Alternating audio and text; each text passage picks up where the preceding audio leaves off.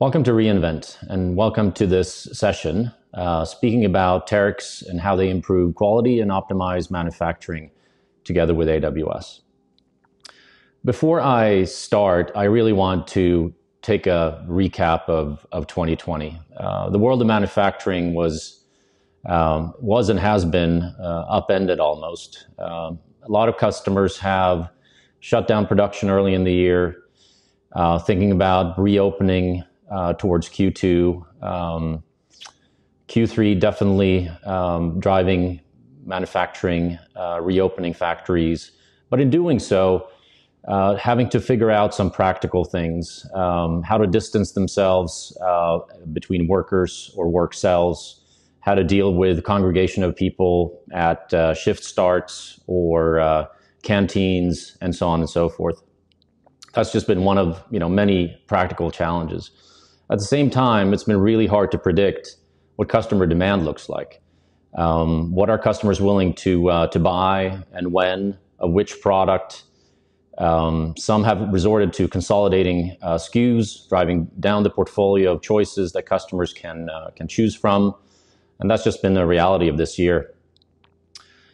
Another paradigm I would say has been to observe digitalization across the board. If companies have worked on digitalization efforts, whether it's predictive maintenance or other areas, it's now really hitting most processes, not just within the four walls of the factory, but across supply chain, understanding demand much better, relying on machine learning in many cases, using data to their benefit. That just the pace of that innovation has really gone quickly throughout this year. Of course, lot size of one is still a reality for many manufacturers, I would say. And then as it comes to driving outcomes, whether it's operational efficiency, whether it's net new revenue, those are just, I think the demands have been to do that way more accurately, way more predictably than ever before. So that's just some of the realities that most manufacturing companies around the world have faced during 2020. Now in Q4, we're really ramping up manufacturing to a large degree. Of course, some of our customers never stopped manufacturing or never stopped producing. And you'll recognize this from the paper and pulp industry. Their demands have really increased, whether it's for PPE or tissue paper, and so on and so forth, as the demand for those types of product increased throughout the year. But for the most part, Q1 was shutting down. Q2, how do we ramp up? How do we drive digitalization efforts? Q3, restarting again properly, and Q4, increasing production. That's really what 2020 looked like for most manufacturing companies. So some of our customers, and we'll get to Terex in a minute, have really benefited from driving new kinds of innovation. I think there's three categories. All of them are surrounding the data topic. One is certainly connecting smart products or making products of the past. How do I make them intelligent, and how do I gather data from them? Whether it's to drive differentiated customer offerings or trying to establish closer relationships with customers. But there's been many of those, not just through 2020, but really leading up to 2020. So we observed a lot of that. When you can't control what goes on around you, resorting to operational efficiencies, especially on the plant floors, we've seen a number of those across some of these customers here. Trying to find better ways of driving innovation in the factory. Terex will talk about their example, but really driving home the operational efficiency matter, not just across one factory, but essentially across the entire portfolio of plants that they may have. And thirdly, is supply chain. I realize that's a very broad topic, But even if we drive operational efficiency within the four walls of a plant or a portfolio of plants, if we do that and achieve, better metrics, better KPIs, faster, cheaper, better, predictable yield, predictable quality, and so on, it almost becomes a moot point unless we know what demand is for that product. You're either buffering too much, or you're stocking up on your distribution side, or you have too much inbound material or parts. So optimizing for that is equally important as we look at, on the one hand side, customer demand, on the other hand side, what can we produce against that demand. So I think those are critically important. So these are just some examples of customers that we've worked really closely with throughout 2020. We heard you, meaning there's customers of AWS that really want to build things using native services. And then there's customers that are more comfortable with using building blocks or solutions. And certainly during the first day of reInvent, you've heard a number of announcements in the machine learning and data space that will alleviate that. So that time to value is really there to take. These others, demand planning with Amazon Forecast, SAP on AWS for specific manufacturing scenarios, Amazon Virtual Andon, computer-aided engineering, driving OEE metrics. Those are solutions that we have and that we have had, and we'll continue to build on those. And we will add the announcements that we just made so that the time to value is increasing. So you can get started much faster, whether you are your own builder or whether you're somewhere in the middle, or you just want to buy a managed service to get to predictive maintenance capabilities on your factory equipment or the products that are made in the factory themselves. So we heard you, and there's more to come in this area. With that, I'd like to invite Scott McNeal, VP of IT at Genie, a Terex company. Thank you, Michelle. Hi, I'm Scott McNeal. I'm the Vice President of IT for Genie, which is a brand of the Terex Corporation. And I appreciate the invitation to talk to everyone here about what was really a very early stage of our journey into Industry 4.0. But before I get into the content of the presentation, I want to just briefly talk about what Genie is and who we are as an organization.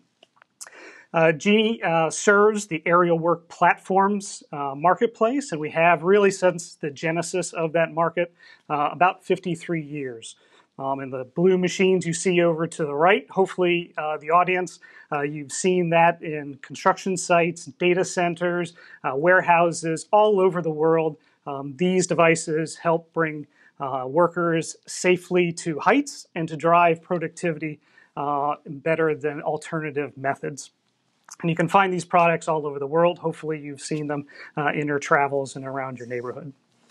So that's a little bit about what Genie is. Next, we're going to talk about who we are as an organization. So our core value proposition is bringing people safely at height. And so safely isn't just a tagline that the corporation used. It really is embedded in everything that we do in our organization. And it absolutely comes first. We have really been an industry leader since the very beginning, and we've opened up markets all over the world with really the innovation that has continued to develop the product throughout the last 53 years. The other common part about our DNA really as an organization is that we never think we're good enough. Continuous improvement is a core value of really every employee in Genie.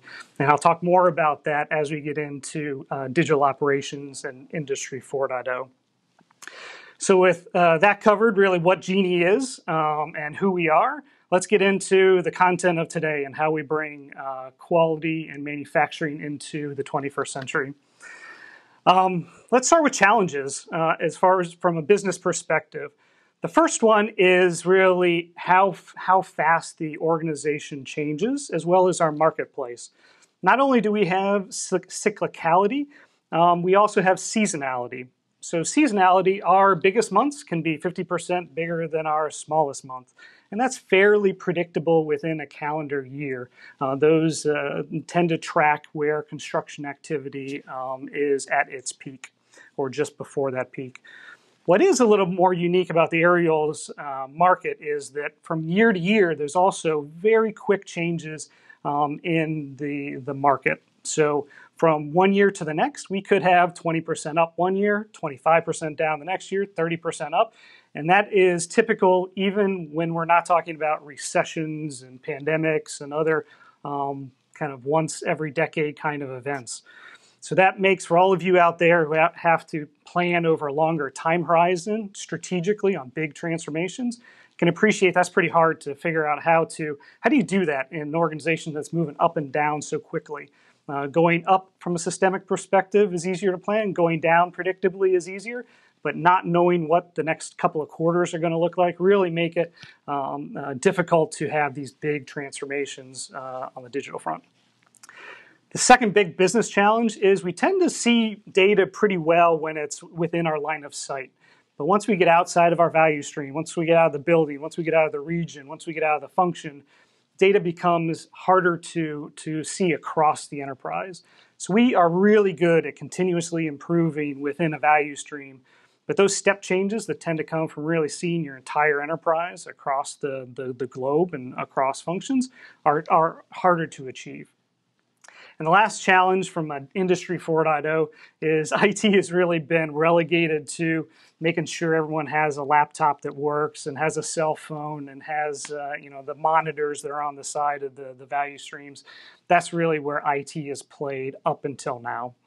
So that's really the conditions in which we're trying to drive towards Industry 4.0. So as we try to meet those challenges, what are the building blocks that we have to achieve what we want? Well, the building blocks are really in the analog world, the physical one, as well as the digital. From an analog perspective, one of our greatest assets is that we're never happy with being good enough. Continuous improvement and lean are deeply in the fabric of the organization, and that'll come into play with the rest of the presentation, really. The second attribute that we have, which is fairly unique versus other industrial companies I've worked with, is collaboration really is something that doesn't really have any walls. Whether you're talking with an ops person or somebody on a value stream, or whether you're talking to an executive or you're talking to somebody in another plant or another part of the world, that collaboration is pretty remarkable. And so you don't get a lot of the hostility that you can get from one organization trying to reach into another organization to drive improvement. The third attribute that is a huge asset for us is that it's really easy to motivate team members when the customer is a beneficiary of whatever we're trying to do. So those are all really good ingredients in any kind of transformation that we're trying to do. On the digital side, mostly a good news story. We have made the journey. We're essentially 100% cloud hosted, so that's not a real barrier for us. The second digital foundation is a good news, bad news. On the bad news is we haven't built a lot of, we call them monuments and lean, or large systems that you need to work around. You have to worry about tens or hundreds of millions of dollars on your balance sheet. So that's been a detriment sometimes, but for us, we can actually move really fast with contemporary technologies and much more nimble. So I'm putting it as a positive from our digital foundation. The last part of our digital foundation, I'm sure lots of you also have, is that it's not that we don't have business intelligence tools. It's like we have way too many, all the way from Excel and Access, all the way to top-tier business intelligence applications. So overall, a very positive, fertile ground to do transformations moving forward. Now that we've covered what we have to work with, now let's talk about what the game plan is to achieve closer to an Industry 4.0 for Genie. And the theme with the plan is really to start small and then grow broad. And where we want to start is really with a customer problem or an opportunity and work our way back to the technologies, the data, the organization, the processes that help unlock some opportunity or help us solve a customer problem. Second, even though it's great to solve one problem at a time and very achievable, we need to be conscious of where that fits in the entire value stream and all the processes within your organization. But it's important not to be paralyzed about that analysis phase. Lastly, implementing services and systems that are pliable, that allow you to solve the problem that you started out with, but can expand to solving other use cases is also critical. Keeping in mind that there are a few systems that are still required to run a business, like your ERPs, your CRMs, etc. The AWS folks will talk about one-way doors and two-way doors. This is where that concept comes in. We want to make sure we're not going down a technology road that it's difficult for us to come back from or expensive for us to move in a different direction. So that's really the game plan for us to move towards Industry 4.0. And with that game plan established, let's talk about the actual use case that is the focus of this discussion. The first use case that we used really to get our foot into the Industry 4.0 door is what we're calling a paint pilot. So the aerials market, our customers really want automotive quality paint, but they're not necessarily willing to pay for the kind of infrastructure that an automotive company would have be able to afford, quite frankly. So we know that paint quality is never going to be good enough, no matter how good it gets. So we know that that's really important to our customers, and ultimately it's certainly important to our company because you see higher frequency of claims and those sort of things. So what's good for the customer is certainly good for the company as well. And we know to get closer to that automotive quality has several factors, and one of those is the pre-treatment of parts that go off and get painted. The more consistent that pre-treatment is, the better the adhesion of the paint is, and the higher quality and more durability it's going to have out in its 8+ year lifespan. So we started with a very specific problem or opportunity. We can never get a high enough quality, and so that's what we aim to drive. And we're going to focus on this pre-treatment process that looks a lot like the two images that are on the right of your screen. Should look fairly common for those of you in continuous process chemical plants, for example. It is one of the few continuous processes that we have within a very discrete physical manufacturing environment. So the process we have today is really focused on the observations and getting into that green that you see in the trend chart is a completely manual process, or it was before we started. Low resolution, so we took samples every few hours during the shift, and completely manual instrumentation. So really the line of sight was really that trend chart with this shift and the previous shift, and then we transcribed that into a logbook. So getting historic trends, and remember when I talked about how our market goes up and down so rapidly, that means our rates go up and down very rapidly. So understanding that trend as those rates change is really important for us to be able to problem solve. And the last one is we can't really contextualize these data. It's a chemical as well as a physical problem, this pre-treatment. And so things like atmospheric humidity certainly impact the process. Right now, we didn't capture that, or at the beginning of this, we didn't capture that. So what did we do? Again, this is our first step into Industry 4.0. is we got data flowing, right, from secure data from the plant all the way into the Amazon Web Services cloud. We got data to flow to the cloud. We switched from purely analog to a mix of analog and digital. We still have some manual entry points throughout this process. And we moved the resolution from a few times a shift to what could be milliseconds. That's not really practical, but going from hours down to seconds is a step change for us to be able to do that. So that's zooming into a higher granularity, and then being able to zoom out and look at this month, this quarter, this year, and looking at it throughout an entire year really arms our engineers with a lot more problem-solving tools in their toolkit. So that's really what we did, fairly straightforward on what we did to address the opportunity and challenge of continuous paint quality improvement. So before I get into the architecture of what we did, let's talk about where that fits in the digital thread. So it's great. The green boxes on this chart represent where this pre-treatment process is. And beside it are other kinds of instrumentation that we brought data into the Amazon cloud. But ahead of it, or upstream, are your enterprise data. You know, what vendors, parts did you use? What customer is it? What are the rates of the plant at any particular moment? All the way to the field, and we have tens of thousands of our machines transmitting telemetry. How is that machine operating in the field? How many service requests? How many issues are for a piece of equipment? It's only when you triangulate all of those data across the value stream, you can really make a step change in trend analytics that helps you drive root cause analysis faster, and eventually gets to the point where you can start to predict failures in the field and within your own value stream, and ultimately helps us make better products and better solutions, both in the aftermarket as well as within the value streams. So that's where it fit in the overall value stream and digital thread for our organization. So now transition to, I wouldn't be a reinvent without an architecture slide. So this is my architecture slide of what resulted from the pilot, as well as iterations past the pilot that we did earlier this year.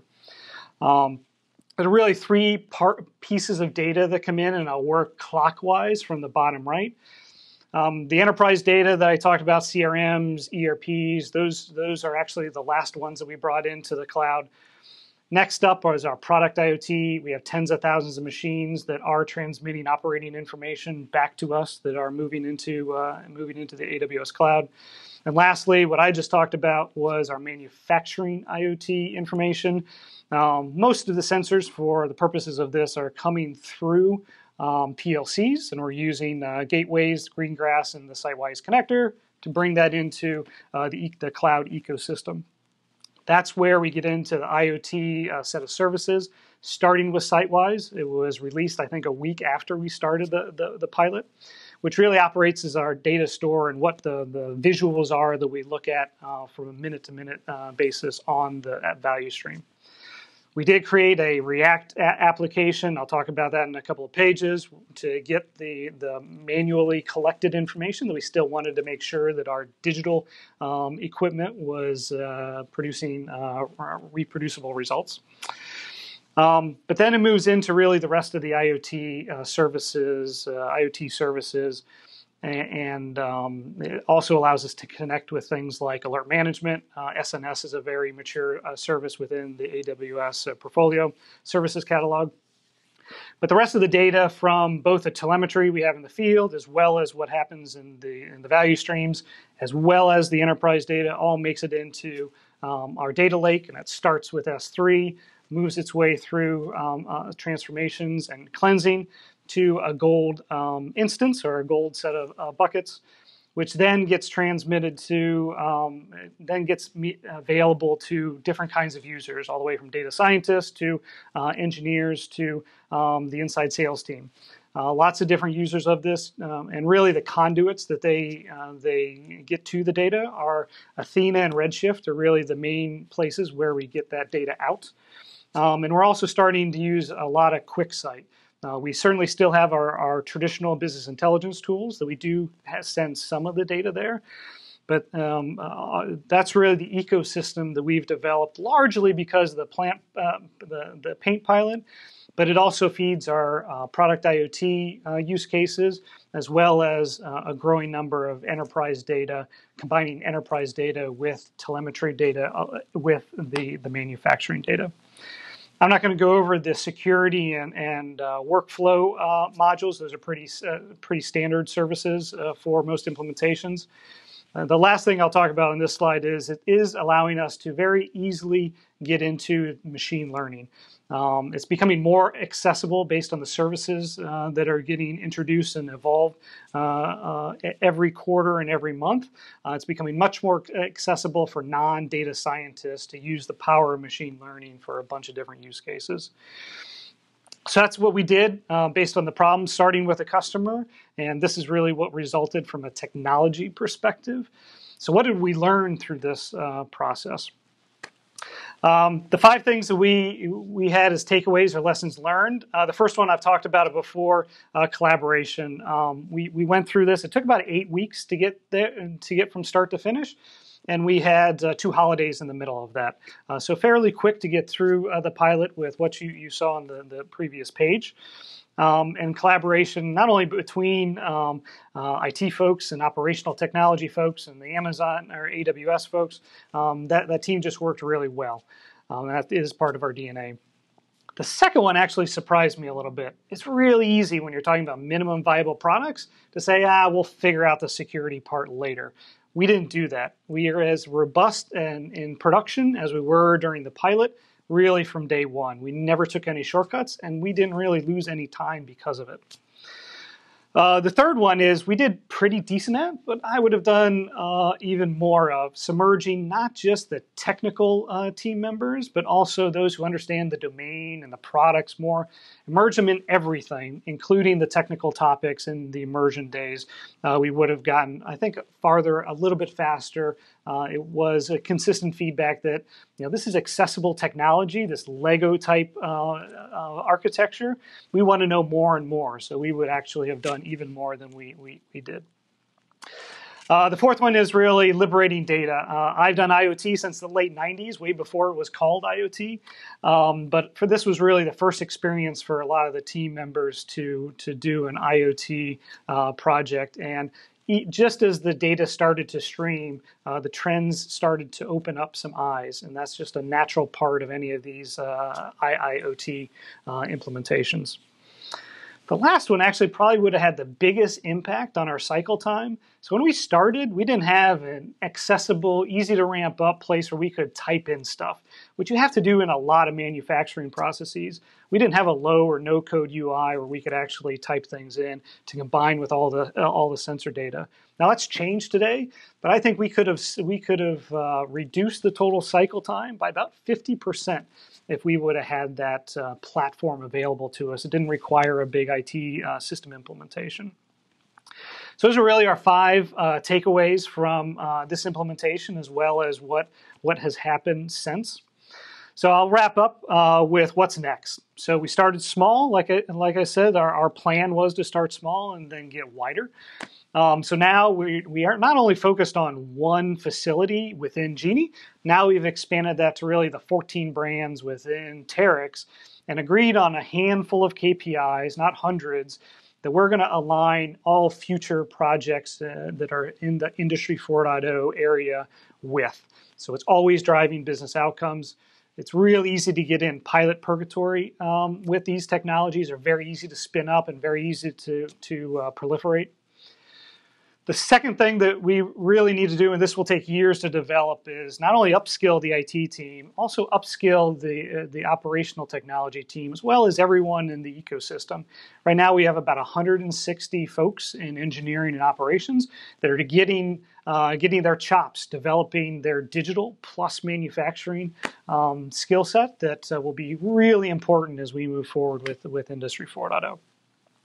And the last thing is, the plan, do, check, act of Lean is alive and well here. We're not afraid to fail, which is just part of this journey. And the architecture diagram that I shared, that wasn't where we started. We actually iterated to get there. We did fairly fast, but we know we're going to stumble upon as we move forward. So that's really what's next. I certainly appreciate everyone staying dialed in through this part of the presentation. And with that, I'm going to hand it back to Michelle to wrap it up. Thank you. Thank you, Scott. Thank you for your partnership with AWS. We've had a lot of fun working with you guys and your team. It's one of those projects that when you start peeling the onion, the more you uncover, the more innovation you drive. And this is just the beginning, I realize. There's many more opportunities and many more challenges that you face that we'll be able to work together on and solving for. So thank you for that partnership. And thank you to the audience for staying tuned with this reInvent session. With that, I want to close out and say my last words will be just to remember to fill in the survey. We really appreciated you hanging around. Thank you.